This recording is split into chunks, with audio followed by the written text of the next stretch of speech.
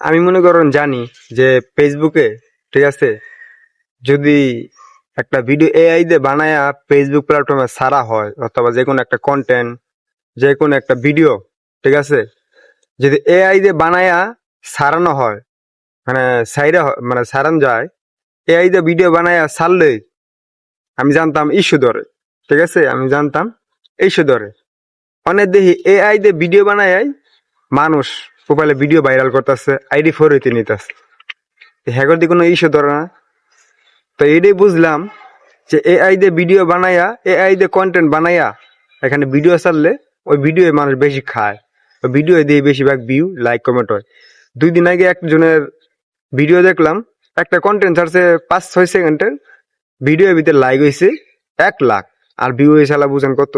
AI দিয়ে video বানাইছে, AI video ফেসবুকে বেশি খাইতেছে। আর আমি আগে জানতাম কি, এআই দিয়ে ভিডিও বানাইলে, এআই দিয়ে কন্টেন্ট বানাইলে ওই এআই ভিডিও কন্টেন্ট ইস্যু ধরে আইডি বাদ করে দেয়। কিন্তু না, এর বিপরীতে কি হইলো, এআই দিয়ে ভিডিও বানাইলে আরো বেশি পরিমাণ ভিউ, লাইক, কমেন্ট হয়। ফেসবুক মেটাও এআই পছন্দ করে, আলা বুঝেন এআই কি একটা জিনিস।